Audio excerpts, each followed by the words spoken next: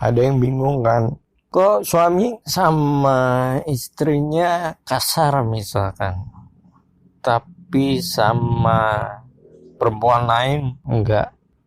Kita lihat dari dua sisi dulu ya gitu. Ini hubungan orang yang udah suami istri. Jadi kita lihat kalau dari sisi suaminya, dari sebelum nikah lo udah tahu belum nih sis, kalau dia punya inisiasi ke kasar gitu. Nih yang suami yang kasar kan masuk ke dalam kategori toxic relationship kan.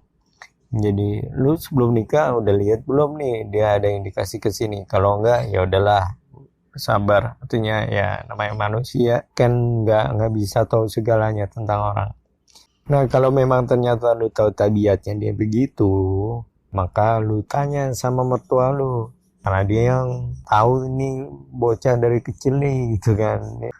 Jadi alih-alih lu minta dipulangkan ke rumah orang tua lu minta dipulangin atau ketemu sama orang tuanya dia gitu. Itu tuh pasti suami lu bakal khawatir, takut gitu kan.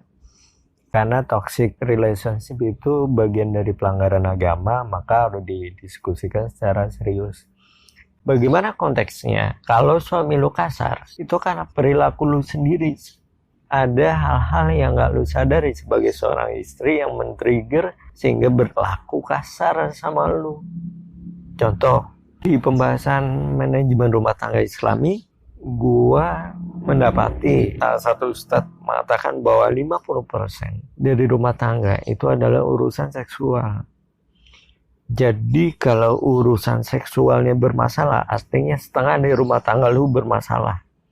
Ini artinya setengah kapal udah tenggelam nih, gitu. Tinggal nunggu waktu aja udah tenggelam, udah hancur.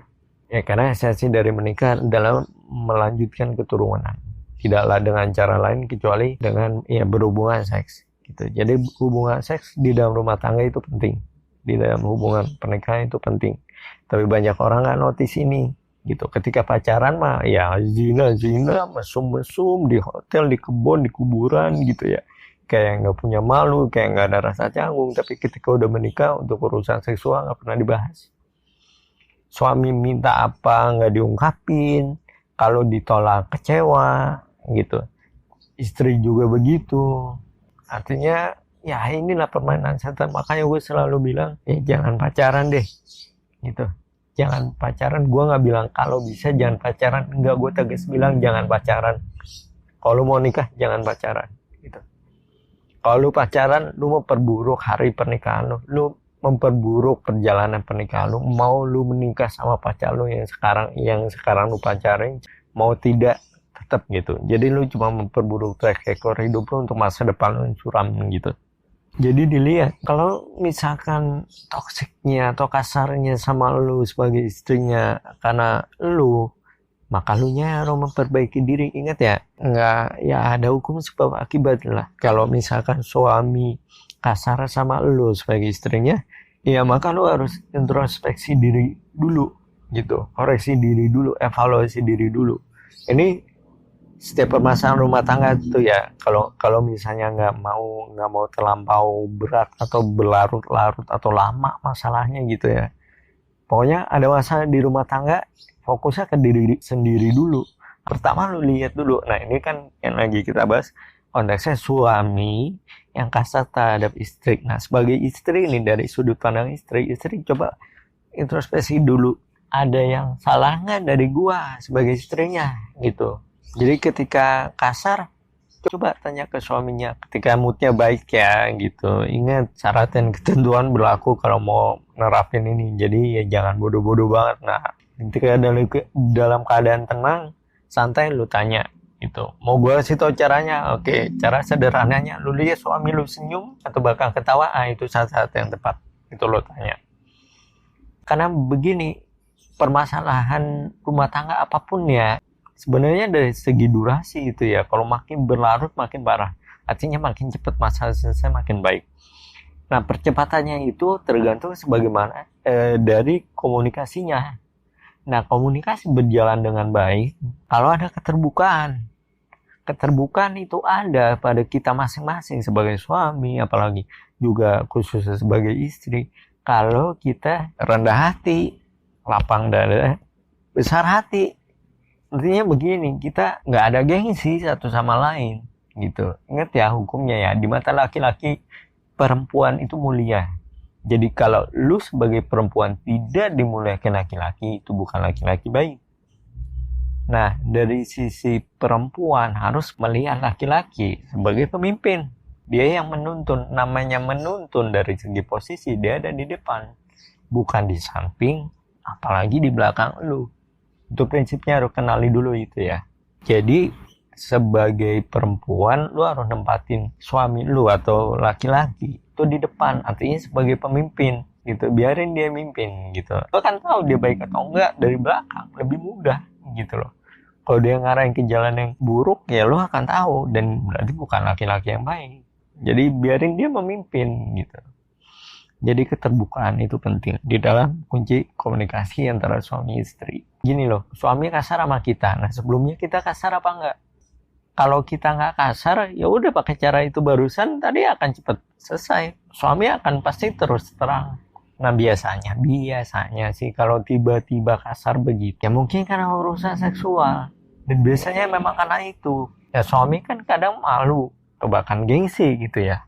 Ya karena untuk urusan seksual sebenarnya harus nggak boleh ada gap sih gitu. Mau gue bahas selanjutnya, suami istri itu adalah hubungan yang paling dekat, baik secara fisik maupun emosional. Sedekat-dekatnya hubungan antara manusia, khususnya laki-laki dan perempuan, adalah hubungan suami istri. Jadi benar-benar nggak ada batas, nggak boleh ada batas. Kayak istilahnya udah telanjang aja satu sama lain, nggak ada sehelai kain pun yang menutupi tahu luar dalamnya lu satu sama lain. Itu hubungan suami istri seharusnya ya, karena sedekat-dekatnya lu sama orang tua, sedekat-dekatnya lu sama sahabat lu, sama saudara lu, sama teman-teman lu, nggak ada hubungan seksual gitu.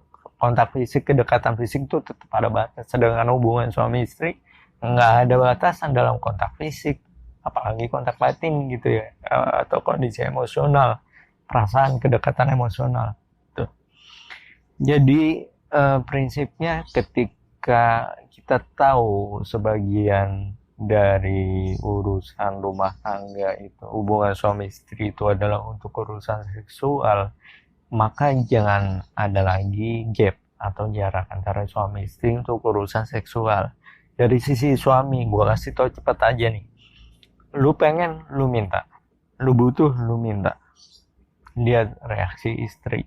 Kalau menolak, sabar. Kalau nggak menolak, ya udah nggak ada pembahasan ya. Tapi kalau mau lebih wise lagi, lebih bijak lagi, sebelum minta lihat istri gimana gitu.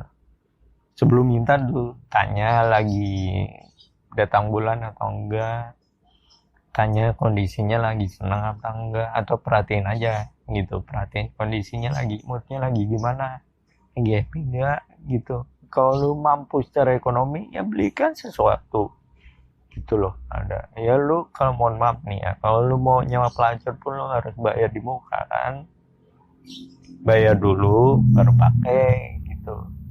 Buat perempuan sebagai istri juga begitu. Lu lagi pengen nih ngomong sama suami, intinya udah ketemu tatap muka, tanya lihat kondisinya moodnya gimana, baikin gitu, siapin air hangat kalau pulangnya malam, ya pijitin, buatin makan, buatin minum.